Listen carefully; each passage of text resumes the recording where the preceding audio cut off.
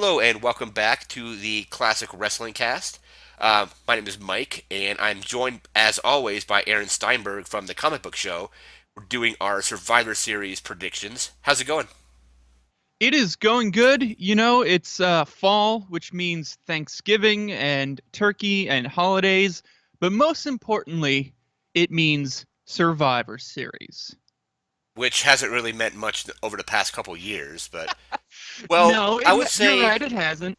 the 2014 one was pretty good. Well, like the actual event was good, but then they basically everything that happened in that match they reset like 2 weeks later. It Yeah. was where But Dolph Ziggler basically like won everything for Team Cena, and then they got fired, like kayfabe fired, and then the entire like the authority got back in power and all that. So yeah. But let us not forget The Undertaker debuted at Survivor Series. So who knows what will happen this year? Maybe someone else will debut that will become a phenom, but probably not. oh yeah, we'll have to see. So we're gonna jump into our and this is the first Survivor Series under this new brand split. So we're looks like they're doing what they did back with the original brand split, where they would each get. Well, they're doing it slightly differently. There's two pay-per-views a month now. I think we're going to cover one of them and probably alternate between the brands. And but the big pay-per-views, Survivor Series, Royal Rumble, WrestleMania, SummerSlam are probably going to be like split shows between both rosters. Yeah, and I heard or I read a report saying that in 2017 the WWE is looking to cut back their pay-per-view schedule. So, I mean, who knows what the future holds, but um, yeah, I mean, covering yeah, because two pay-per-views a month is a lot. yeah, it's kind of a little bit. They don't have a whole lot of time to build stuff. I think if they did it like they did before, it would be like they would alternate every other month. It gives them more time to build up feuds for those pay-per-views when they have them, instead Yeah, I of mean, doing the same feuds over and over again. yeah, and also look at I mean there's an argument that can be made for a shorter build because if you look at the past, I would say since like 2013, most of the builds to pay-per-views kind of stink where when you have 4 weeks in between, you get um a week or two of actual build, but then the rest of it is just tag team matches where the heels and faces from all the matches are teamed together, or well, the heels from all the matches team together to fight the faces from all the matches to team together. So I think that there is something to be said for having a shorter build. However, all they have to do is look at NXT and look at the success that NXT has with the longer builds to takeover. They only have 4 of those a year, and they make it work. So in a 1 hour show a week. So I think an extended build time would be advantageous to kind of build stories with more layers and a little more complexity. But Yeah, I mean, this is WWE we're talking about, so let's not get crazy with crazy things like character development or storytelling or continuity. right. Or if they do this shorter pay-per-view schedule, maybe they just do them all as mixed shows. I don't really know. I guess Yeah, we'll who have to knows? see. So we're not sure if this is going to be the match order that is actually on the card, but we're starting off with the Cruiserweight Championship with the Brian Kendrick versus Kalisto, with the stipulation being if Kalisto wins, SmackDown will get the Cruiserweight division. I like that stipulation. However, I think it's way too early to take the belt off Brian Kendrick. Like he's only had it for like one pay-per-view. Yeah. And it sucks if they. Well, first of all, I think Kalisto's going to win. Not because of story or anything, but because the new cruiserweight show 205 Live is being recorded before SmackDown, so it just makes sense to have the cruiserweights travel with the SmackDown people, or beyond SmackDown, I should say. But here's why I think Kalisto winning is not a great idea. Um, Ever since, and I don't know how much of the cruiserweight segments you've seen, Mike, but ever since the cruiserweights were introduced on Raw and then Kalisto was drafted to SmackDown, I was like, okay, that's weird. But then the cruiserweights have had no legitimate story. that most of them are bland character. I'd say characters, but I wouldn't even call them characters because they just give like they're not anything. They're nothing essentially. They just come out and wrestle. And yes, the matches are good, but I watch wrestling 70% for the storytelling, 30% for the matches. So to me, if the storytelling is not there, then I don't really care to watch the match so much. Um, and I think that what's his name? T.J. Perkins was a very good wrestler, but he stunk as a champion. Brian Kendrick is really, really good with that belt. He is the cocky, slimy heel that you love to hate, and he does a very good job. He's actually injecting some personality into the cruiserweight division. And I think it would be wise to kind of put the division on his back as the veteran because he knows what it takes to I don't well maybe not to grow the division, but he knows what it takes to be champion. And I think he has the knowledge and wherewithal to grow the division and turn it into from hey, look at us wrestle into hey, we're people with stories and feelings, you know? Yeah, because like I went to the Raw that was in Denver, and the cruiserweight match they had there was good, but there was like the only thing they really showed was a backstage segment with Brian Kendrick. I think it was Tony Nese and somebody else, where basically it was he was trying to like he's like, oh, help me in this match and I'll offer you a future title shot, is what they said, but like it wasn't delivered like in a very good way. The story like didn't really, and the only bit of storytelling I've noticed was in their Hell in a Cell match where like Brian Kendrick pretended to be injured to kind of like play off as like his friend was gonna be concerned about him, and then he used that to get a dirty win kind of. That was like the only bit of storytelling I've noticed. I like the matches though. Yeah, the matches are great. Um, they really are. But here's the thing: they don't the matches don't matter if um if I have no reason to care. So I'm glad. Well, I was very happy when Brian Kendrick became champion because he is the only person in the cruiserweight division that actually showed some personality. Um, so I was excited when he got the belt, and I think he has done a good job of kind of making me care about him getting his butt kicked. But we'll see what happens. My like I said, my prediction is Kalisto is going to win, and the cruiserweights are going to go to SmackDown, and that is going to lead into one of my other predictions coming up. All right, sounds good. We're gonna go. We have the Miz versus Sami Zayn for the Intercontinental Championship. So Sami Zayn won a match against Rusev to basically get the match, and I didn't know that. And the Miz already won the title back, but it looks like he did. Yeah. The so not only how many titles have they been hot shotting recently? They hot shot the Raw Women's Championship between, or maybe not hot shot, hot potatoed, whatever term you Yeah, want to use. In the Women's Championship between Sasha and Charlotte. yeah, like four They times. It's like it was. Well, Charlotte won it at WrestleMania, or basically retained it, and then they replaced the belt. Sasha won it from her like in July. She lost it at SummerSlam.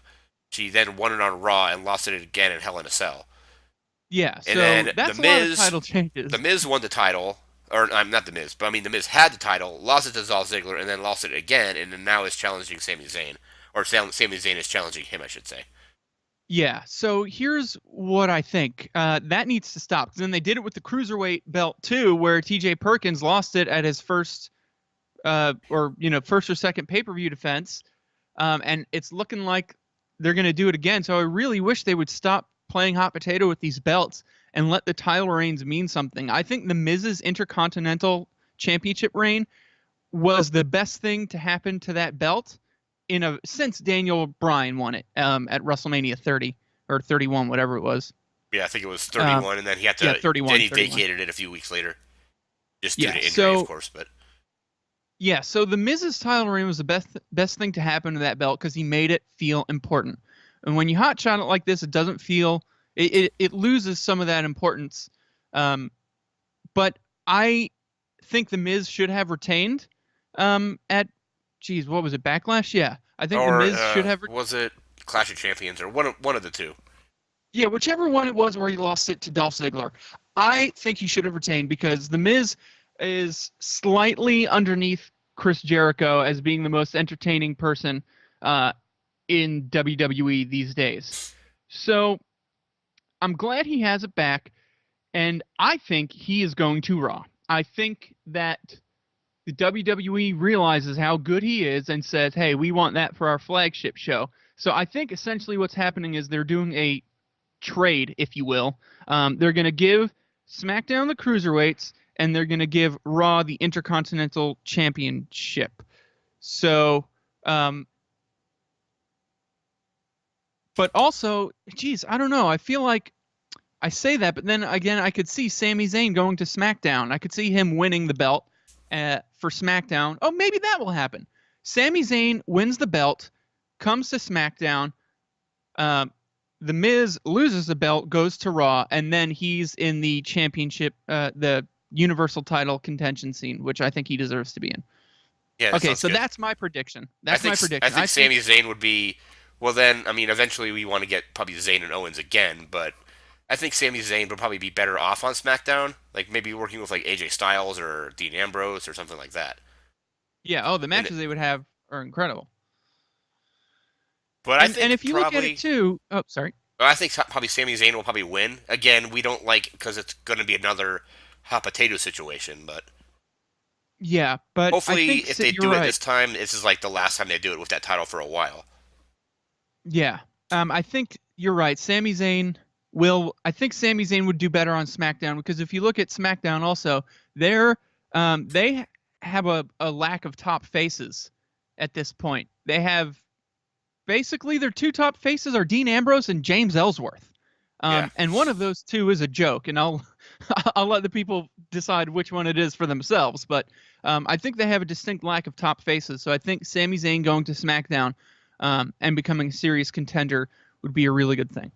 Yeah, that's So what I'm going with as yeah, well. And the whole James Ellsworth thing is just if it was like a one-off, but they've drug it out. So I was at the SmackDown where I guess it was like the second or third one where it was him versus AJ Styles where he hit the no chin music as they called it. I mean, yeah, people like that. It was entertaining, but I think Dean Ambrose really made the match because he was like doing ring announcing, he was doing interviewing, he was doing like stadium announcements, like basically all just to kind of like rile up AJ Styles. It was really entertaining, but that was the most entertaining yeah, part of that match was just him yeah. kind of That messing with everybody. yeah, the whole James Ellsworth thing was good. It's run its course. It has run its course. It needs to stop. But sometimes certain people in the WWE don't really realize when a a zeitgeist has run its course and is done. Yeah, we'll have to see.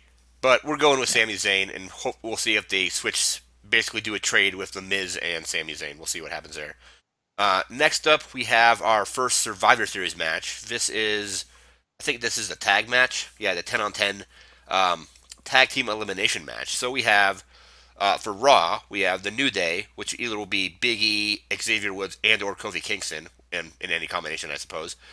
Gallows and Anderson, Sheamus and Cesaro, Enzo and Big Cass, the Shining Stars against Team SmackDown, which is Heath Slater and Rhino, the Hype Bros, American Alpha, and the Usos and Breezango.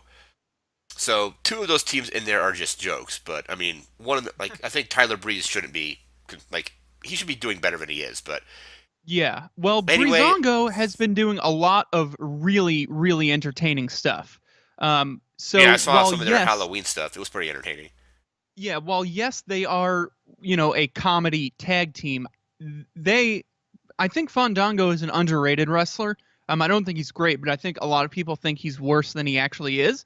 And Tyler Breeze is one of my favorite NXT talents, far and away. So it sucks the position that they're in, but they're making the most of it. And I think that the Breezango should be higher up, and like you said, and I think they should get a title shot, but that's neither here nor there. So what do you think about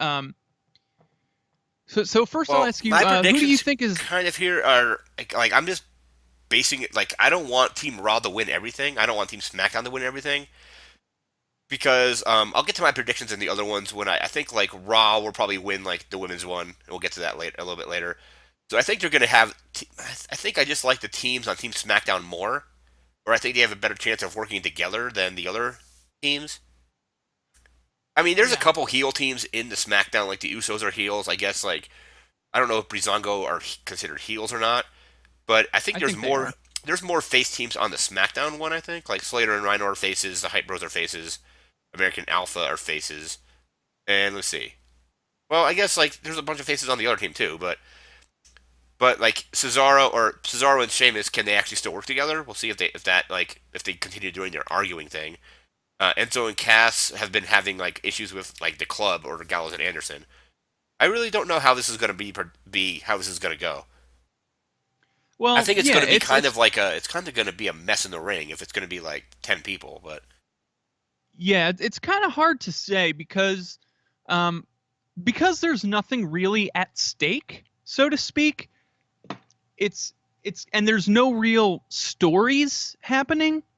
It's kind of hard to see like, okay, well, in the context of this story or the context of who has the, the most at stake, or whatever you want to call it, it's hard to make a yeah. prediction I without those predictive factors. But for me, what I'm thinking is that American Alpha is going to be the last team standing, if you will. They have been so underutilized, like criminally underutilized, in on SmackDown, and the momentum they had from coming in is mostly gone. So I think this would be a really, really great way to catapult them back to the top of the tag team division where they rightly belong, because they are the most talented tag team in terms of in-ring work in the WWE. And also on the mic, they're both like Chad Gable is just, he's got charisma coming out of every pore of his body. And Jason Jordan has come a long way too. So I think that they really deserve a top spot. And I see them being the last team standing, and that kind of puts them in the title scene on SmackDown. Yeah, I can go with that. And also another thing I was going to say is the other two Survivor Series matches at least have some kind of story in them. Maybe not like like throughout the entire match, but like with the women's match, there's like Charlotte, Bailey, and Sasha, who have like obviously been feuding, or Charlotte and Sasha have been feuding. So there's at least like a feud kind of like in there already. Um, One thing I will say about American Alpha is when I went to SmackDown back in October, American Alpha did wrestle, but they wrestled on the main event. It was not even on SmackDown. Yeah, So like it why? was Why is that? I think, It and I should be mean, that and way. they won, but it was still like, why are they not on SmackDown when they're on basically like the SmackDown B show essentially? Yeah, they are tier S in tag teams. Them and Enzo and Cass are S tier tag teams. Um, and they should have a better spot on the card than they do. But that's not for me. That's not my decision to make. But yeah, I think that these um, Survivor Series matches are going to be ways to kind of start new stories, going into TLC and um, Yeah, you know I could see American Alpha winning or winning for their team, and then maybe going to Shane or Daniel Bryan and be like, hey, we won that match for SmackDown. We should get a tag team shot against yeah, whoever still has the championship after whenever they get their match. It's probably still going to be Slater and Rhino. I think they're the champions still. yeah, I believe they are. All right, so we're going to go with Team SmackDown here. Next up, we have Team Raw. This is the women's match. So we have Charlotte, Bailey, Nia Jax, Alicia Fox, and Sasha Banks with Dana Brooke. I don't even know if they're going to be involved. Against Team SmackDown with Nikki Bella, Becky Lynch, Alexa Bliss, Carmella, and Naomi. I'm not sure which team can possibly work together better because there have been segments where Sasha and Charlotte have basically just argued about like, well, if we don't win, it's going to be your fault and all this other stuff. I also kind of see Team Raw winning just because they have like the main chunk of the women's division is there, or the like Becky being like maybe Becky and Nikki being like the standouts on SmackDown, and Alexa Bliss is pretty good too. But like by Raw having Bayley, Sasha, and Charlotte, just that alone, I think they have a better chance of winning. I don't really know, Yeah, but I think without a doubt the Raw women's roster is more stacked, if you will, than the SmackDown one. And the way I see this happening is I see um, Alexa Bliss costing the match uh, and Team Raw winning. I think Alexa Bliss and Becky have some sort of altercation that causes them to lose the match, and that leads to hopefully a hardcore match at TLC. I think that would be that like that is my dream scenario because you just had Raw make women's history with Hell in a Cell. So what better way to compete with having the first ever women's or I TLC, would love I women's would love to say TLC a match, women's or TLC maybe match. even just a ladder match. I don't think it really matters. Yeah, I I think a think a ladder match ladder would match probably is be fine. probably more likely because the apparently I didn't see the SmackDown, but I read the results and then saw the Alexa Bliss interview. She lost to Becky Lynch in like Scotland, but she had her Yeah. feet on the ropes, so there was like some kind of there was controversy there. At least with like a ladder match, you take away controversy because it's whoever can climb the ladder and pull the title down. They could, I think, a TLC match, you still just have to win by pinfall or submission though. So Maybe I don't remember unless it's 100%, a but TLC match with like the title above the ring, but I think a ladder match between them would be good. yeah. The only thing about that is if you remember the ending of the Sasha Banks and Charlotte Hell in a Cell match, it was really awkward in part because Sasha couldn't break that table. Yeah, Um, at yeah, the because very I end. think she was. I think we predict or well, we didn't do it to Hell in a Cell show, but I did like my own little video of it, and I predicted that she would win. And I mean, the match was good. I think the EMT spot was just a little too long. Oh, too long and too overdone, if you Yeah, ask I me. mean, they did the spot 2 years ago with Dean Ambrose and Seth Rollins, and it wasn't nearly as long because basically they both got carted out, and then Dean Ambrose broke off of his stretcher, and then basically like threw Rollins back in the ring and started the match. This one it was like overdone, and then the finish was just weird because the table wouldn't break. Charlotte hits her finisher, which isn't really even her finisher. It's like her setup to her finisher, and wins. It just was like a weird ending, a weird ending to an Yeah, otherwise really good match. yeah. But I think that is my only worry because how I mean we don't really know, but we have an idea of how Vince McMahon's mind works. And he will. I think that the things that I have seen online. Again, I don't know how true they are, but the word on the street is that he was very unhappy with the finish of that match and the spots, and that they couldn't break the table. So I don't know how likely he would be to put them in a TLC match. But I think a ladder match makes sense because um, the stakes are high. You've got that hardcore element, but if women can't break a table, well, it's a ladder match. You don't have to have a table, even though you pretty much every ladder match has at least one table spot. But then again, that if you're jumping off a ladder onto a table, you're more likely to break it than by being thrown onto it. So Right, and we'll see. But I think also in that Hell in a Cell match, there was going to be it looked like there were supposed to be two table spots. One Charlotte went through one of them, but it was like basically like only the front of it broke, yeah. and then the other So spot obviously just the table didn't want to break at all.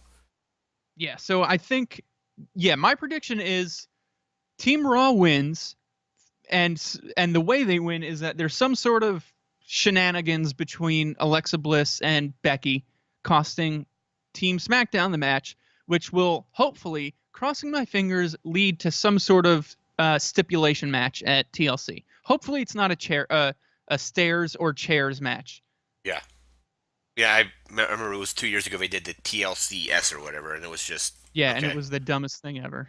Yeah. So another thing I might say about that is when um if Alexa Bliss costs the match, I don't think it'll be like on purpose. I think it'll be like she'll like try to hit something and like accidentally hit Becky, or Becky will accidentally hit her. Yeah, or yeah, something yeah. like that. It won't be on purpose, but it'll still be enough that like after Survivor in the SmackDown, it's going to be like they're going to be blaming each other for costing the team or whatever. Although costing the Becky the match on purpose would be that would get some real heel heat on SmackDown if she did it and then said you didn't deserve to win that match, and if that means that I had to lose it too, then that's what it meant. I think she can get some real heat, but I think you're probably more correct in that it will be some sort of miscommunication or what have you. All right, yeah. So we're going with Team Raw with that one.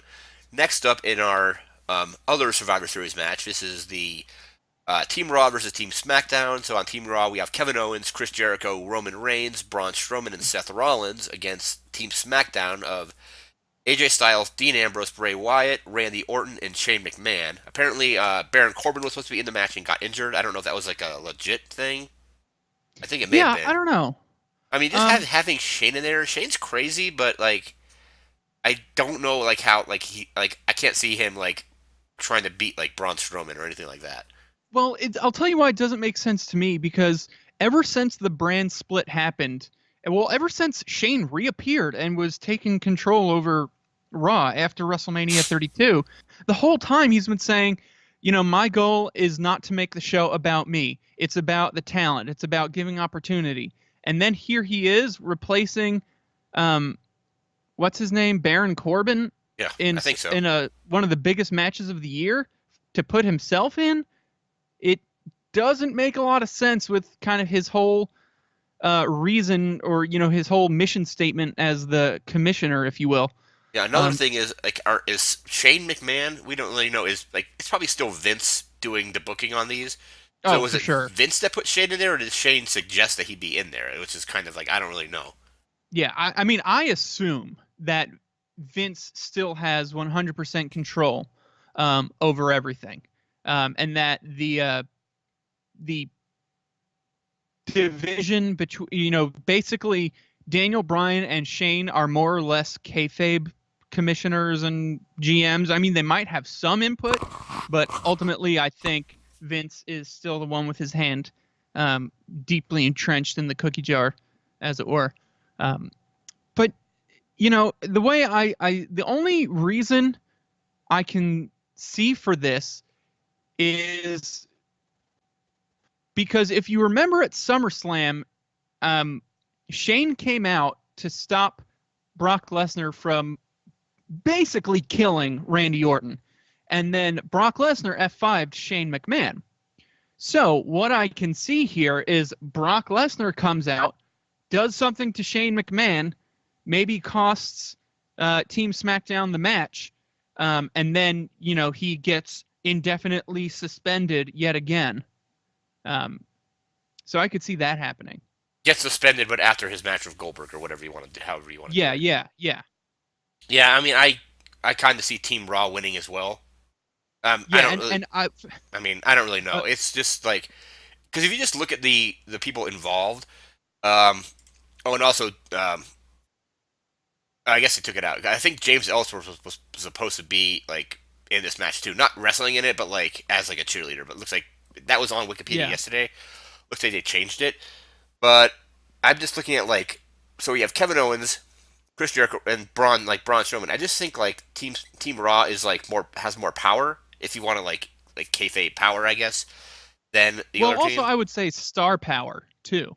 Yeah, that too. Um, in terms of name recognition with Roman Reigns, Kevin Owens, Seth Rollins, you got Chris Jericho on their side. Yeah, and I think then you got much more SmackDown, name you have recognition. AJ and Dean and Orton, I guess. Bray Wyatt, I mean, they haven't really done anything great with him, and it's weird that Yeah, like Orton's now like aligned with them, which is I like another like my theory is like he's just like in there to like infiltrate it to like tear it apart from the inside. Maybe we'll see. yeah, But I'm gonna go with Team um, Raw on this. I mean, I can't really. yeah, There's like also really no real reason to like you said. There's like what comes out of this match. It's I don't know what they're gonna do. yeah. Like you said, there's like Also, I just storyline is not really there. I mean, the only storyline really is that Kevin Owens and Rollins were feuding, AJ and Dean are feuding, and will be feuding in the future. But I mean, a lot of the other stuff, and Shane McMahon just kind of is like a weird addition. I don't know who else they could have put in Yeah, there, but I mean, I think if Baron Corbin was in fact injured, some guy named Apollo Crews comes to mind. Haven't seen him on TV in a while.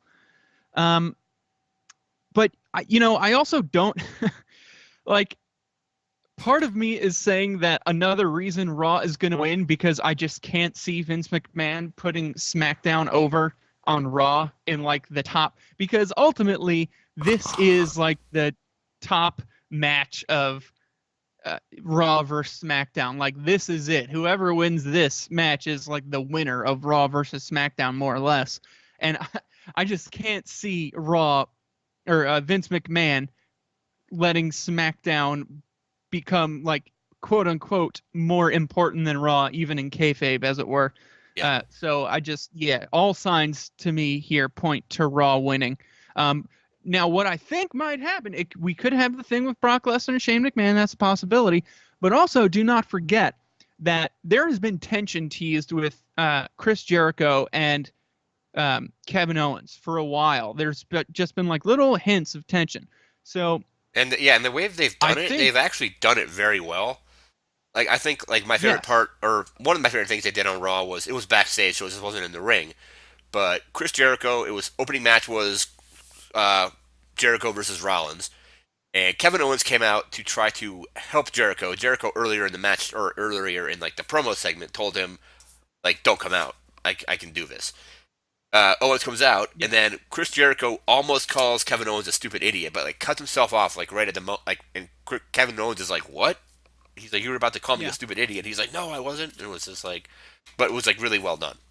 Yeah, I think like we give the WWE a lot of crap for bad storytelling, but the Kevin like when you isolate the Kevin Owens Chris Jericho story, just their partnership and their friendship, like that is really good storytelling, and they've been telling a good story long form. Now, I don't know how much of that is Chris Jericho and Kevin Owens versus WWE writing. I'm not privy to that information, but all of the elements are coming together to make a really good story being told over time. So I can see Chris Jericho maybe again having some sort of miscommunication, or something happens where he realizes that he could be the one that's the champion, um, and he could be the one to mess it up for Kevin Owens and Or get his maybe championship it's something like opportunity. Kevin Owens has the match won, and Jericho like wants to get the pin, like the final pin or the final submission or whatever,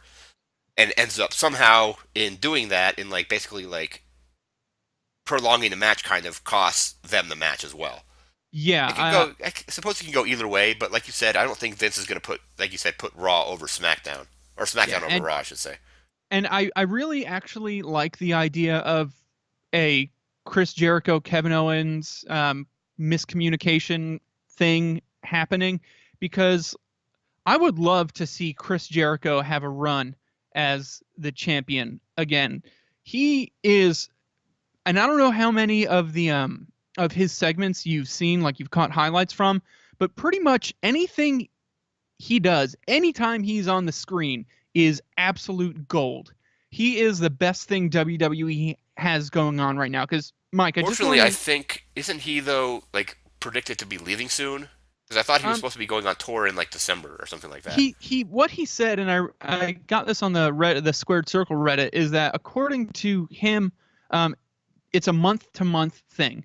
So who knows what's going to happen? But Mike, I just want to. You may not like you may know this unconsciously, but I don't know if you ever actually took the time to think about this right now. Um, the most over character in the WWE is a list. Oh Think about yeah, that. yeah. That I Chris Jericho got a list over a list. yeah. I mean, we use It's that joke crazy. at my work all the time, and I'm like, I need to like. We have a list of. I'm like, this better not be the Jericho list. It's just like these constant jokes that we're making about that list. Oh yeah, me too. I have a group text with a bunch of my friends, and there's only like four of us out of, I would say, maybe eight in the group text that watch wrestling. But pretty much every day, someone's on the list for something, or someone's getting it. uh, everything Chris Jericho has done uh, in his latest run has been absolutely amazing. And I think that him as a heel champion, I mean, hell, he could be a tweener because right now he's getting cheers. And he does a good job of like deflecting those cheers by insulting the audience. But I think if he doesn't really change anything, but because he could be a heel or a face by just changing who he puts on the list. If he puts a face on the list, he's a heel. If he puts a heel on the list, he's a face. And then the craziest amount of heel heat he got lately was when he was going to put Roman Reigns on the list, and everyone was yesing him to put Roman Reigns on the list, and he didn't do it, which I thought was brilliant. But he is so versatile right now. He could be anything. So I think kind of using this Survivor Series match as a catalyst to something between Chris Jericho and Kevin Owens, I think is a really good idea. Yeah, and also you could just basically have him be either a face or a heel, almost just based on who he's like fighting or who he's in a feud with. If he's Yeah, in a feud exactly. with, like I said, he's in a feud with a face, he's going to be a heel. If he's in a feud with Kevin Owens, he's probably going to be the face in that. Yeah, just let him be him and let the crowd decide if they want to boo or cheer. There are a lot of people are kind of getting fed up with the like the clear cut heels and faces and people being obviously presented as a face when they could be brilliant heels.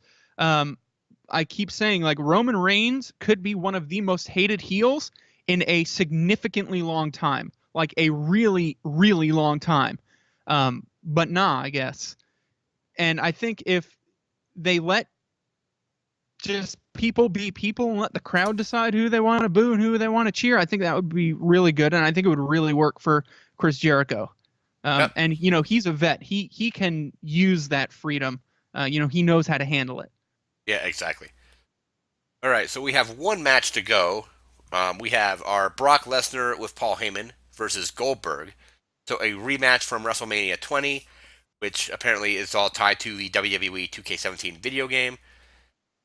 Goldberg returned at the Raw that I went to, and then basically Dude, I am so Goldberg, jelly of and then that, by the and, way. and then Goldberg, or not Goldberg, Brock Lesnar basically accepted it the week later. But Yeah. here's the thing. So this is a rematch of a match that was not very good. Apparently, like, I don't remember why. I've seen it like once, and both people in that at that time were going to be basically leaving the company. I think Brock Lesnar wanted to like go to the NFL or try it out for the NFL, and then of course went on to UFC, and Goldberg pretty much retired. Um, but the way they built Brock Lesnar up lately, like I think like he's got a good chance of winning. I think, and we mentioned this earlier in the show. Whoever beats Brock Lesnar is going to get a ton of momentum, and if this is Goldberg's last match, because at his promo he said, "Go like Brock Lesnar, you're next, but also you're last." So there's no point in giving Goldberg a ton of momentum if he's not going to be around to use it. Yeah. Well, and first of all, I just want to say, like, you are so lucky, Mike. Oh yeah, First of I all, agree. Yeah, I agree. I It was watched that. insane. Yeah, I watched the clip of the Boogeyman going through your store, and that was just brilliant. That was really funny, and you're really lucky to kind of have gotten to interact with the WWE in that way. But just going to that Raw, like you were witness to an event that is, I would say, on par with Sting returning. Just the return of one of the biggest names in the history of not only WCW but professional wrestling, Yeah, or modern professional wrestling, I'll say. the thing with the Sting return, I think it was like Survivor Series 2 years ago, is I don't think it was announced. Like I think it was like heavily rumored, and people were like, "Oh, Sting's gonna show up. Sting's gonna show up." But WWE, at least on this Raw, were like promoting that Goldberg was coming back. So like Yeah. we weren't sure if it was gonna be like a satellite thing where he just is like, "I'm accepting this challenge," or if he was actually gonna be there. But then he was actually there, so it was pretty cool. So that's Yeah. probably what put we went to both shows, so that's probably what put that show over SmackDown was the fact that they had that whole Goldberg thing there, which was just like it was kind of like surreal. because it Yeah. was like felt like I think I tweeted this. I felt like it was like 1998 again. And even though I hadn't gone to like I had never actually got to go to a WCW show. And my first WWE show I went to was in 2003. So it's not like I was like saw Goldberg before that, but I just remember like watching like all the matches. And I mean, even though that whole streak was kind of like they probably added numbers to it just to pad it out, but because it was like, Yeah. oh, like it's like Goldberg wrestled 20 matches in a week. I didn't know that happened, kind of thing. But Yeah, like they're I'm like, sure they embellished it because that's the entirety of what professional wrestling is hyperbole and embellishment. But yeah, first of all, Goldberg returning may be the best moment in professional wrestling in 2016. He cut a really good promo, which is weird because Goldberg has never been a promo guy. But the whole not the whole "you're next" and "your last" bit I thought was awesome. Um, Now I'm excited to see Goldberg, but I'm not excited to see the match. I am excited about the storytelling. I am not excited about the in-ring work because Goldberg has not legitimately wrestled in many, many years. yeah, it's been. I Um, mean, I'm sure he's trained like lately, or he's been like practicing probably maybe in like not NXT but like the Performance Center possibly. But it's been like 12 years since he's actually been in the WWE.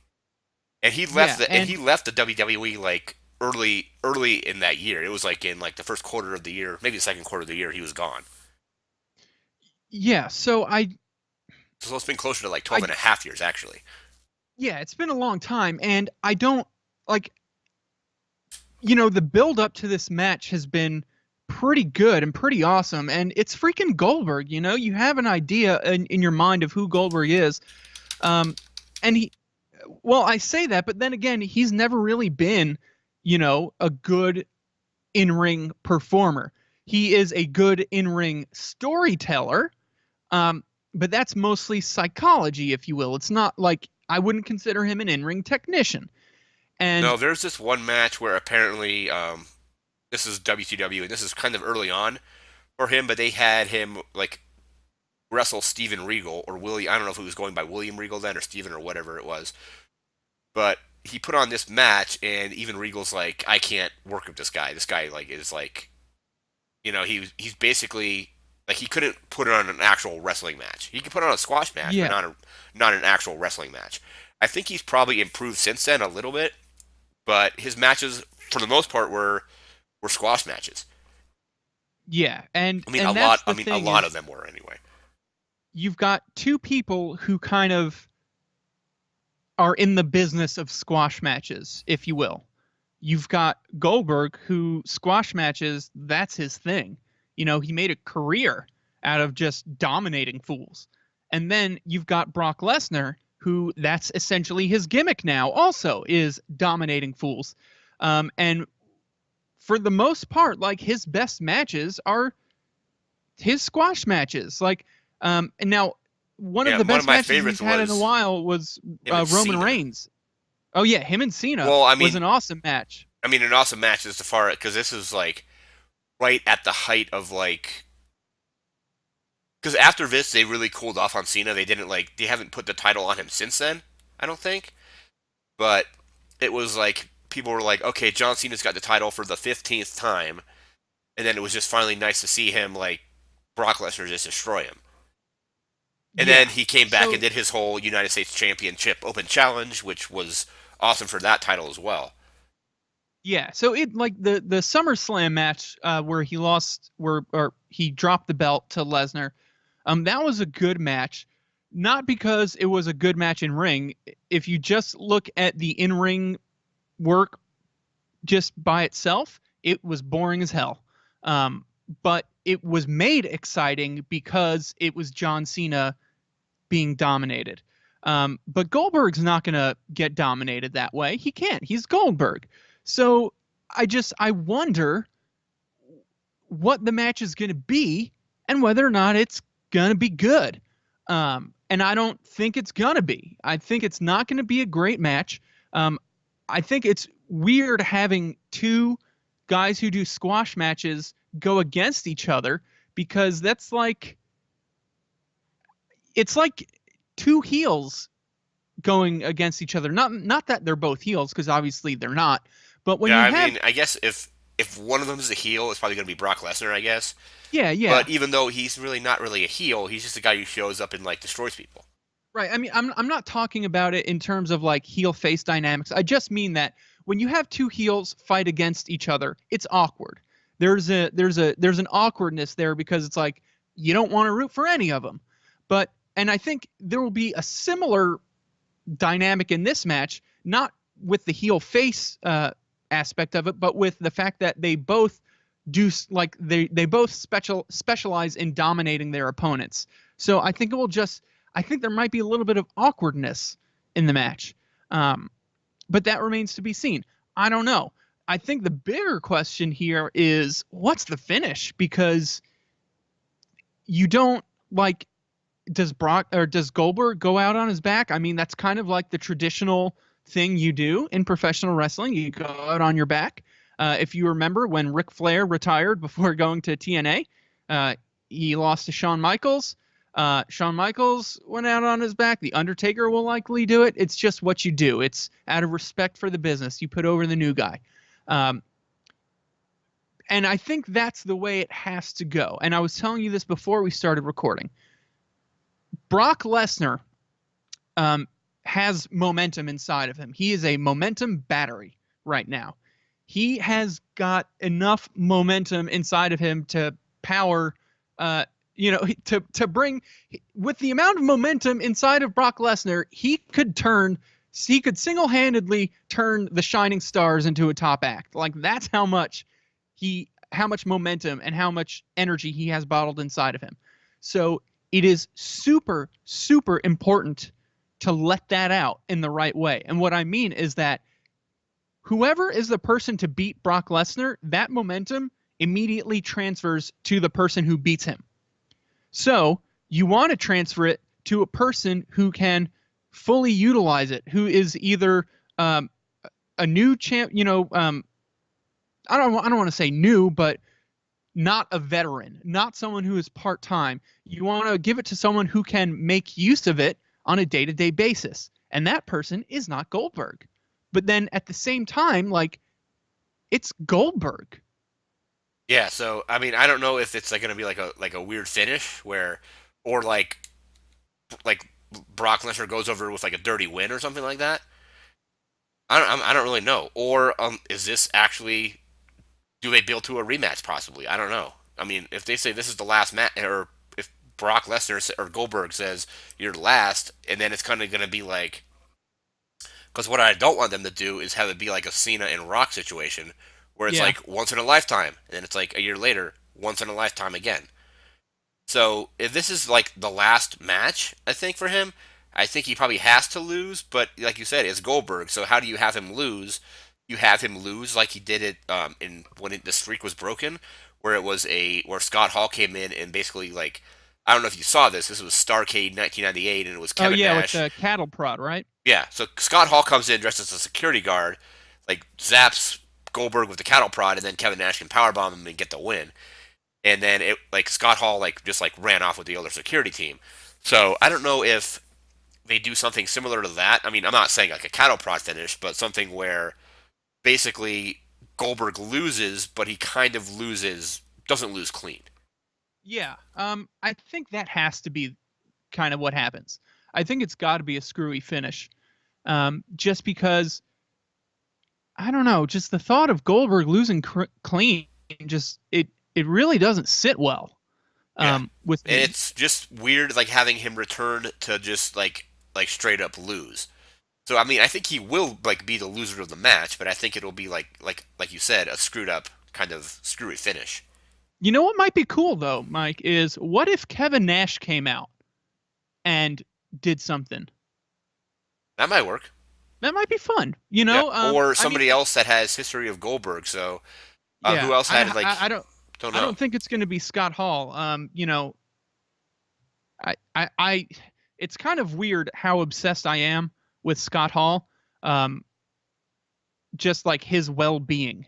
And he's had some ups and he's had a lot of downs lately. So I don't think Scott Hall's going to come out unless he's doing real well, and it seems like lately he has not been. But I can see Kevin Nash coming out and making something happen. But you know, like, do you remember the weird finish to the Brock Lesnar Undertaker match?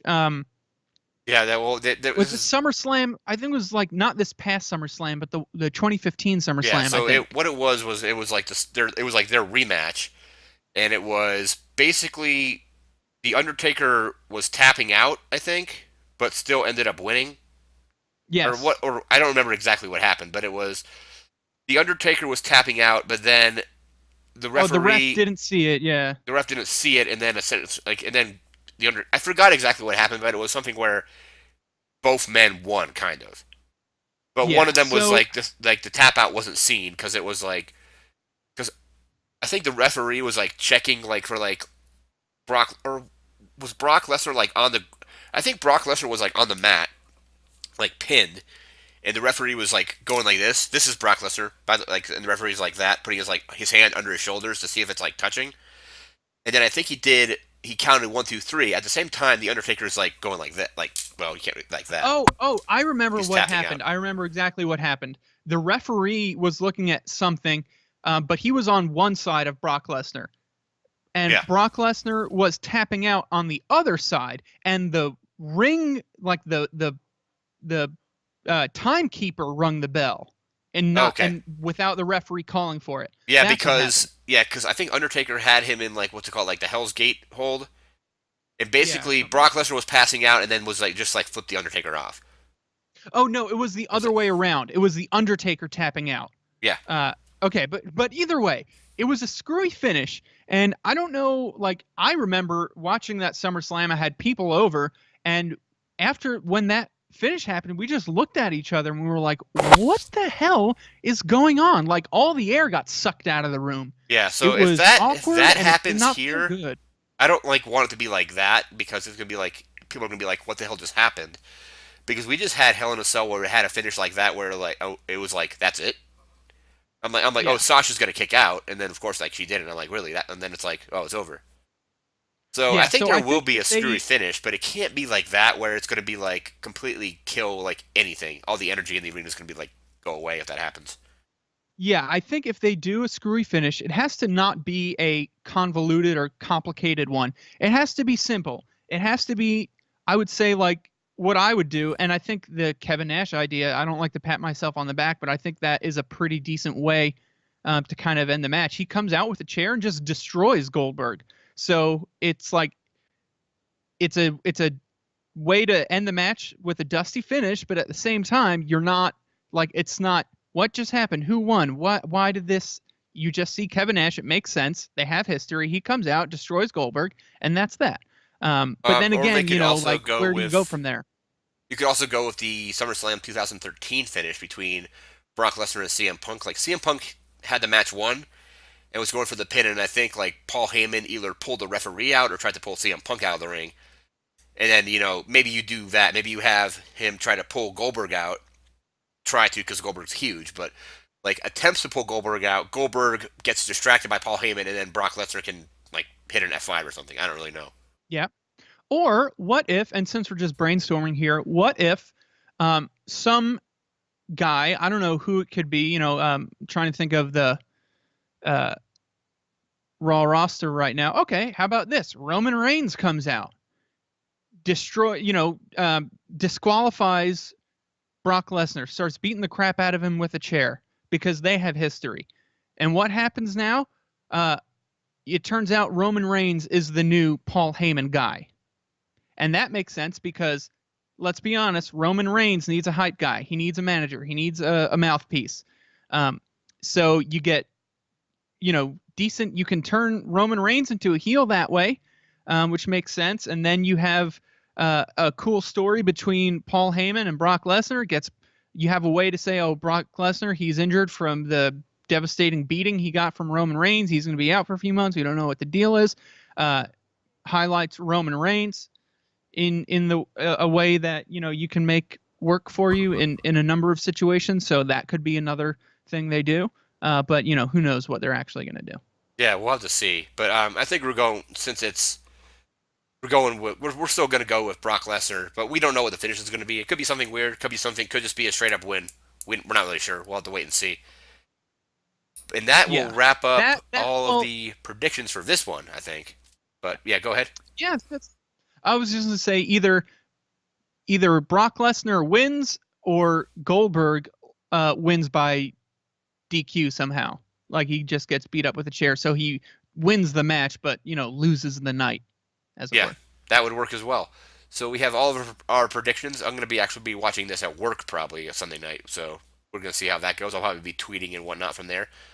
I want to thank Aaron again for coming on. Why don't you tell people about your Twitter account and your comic book podcast? All right. Well, hey, if you want to reach me on Twitter, my name is at Aaron Steinberg on Twitter, AARONSTEINBERG. I talk about a lot of weird things. But hey, if you like comic books, pop culture, please check out my podcast, The Comic Book Show.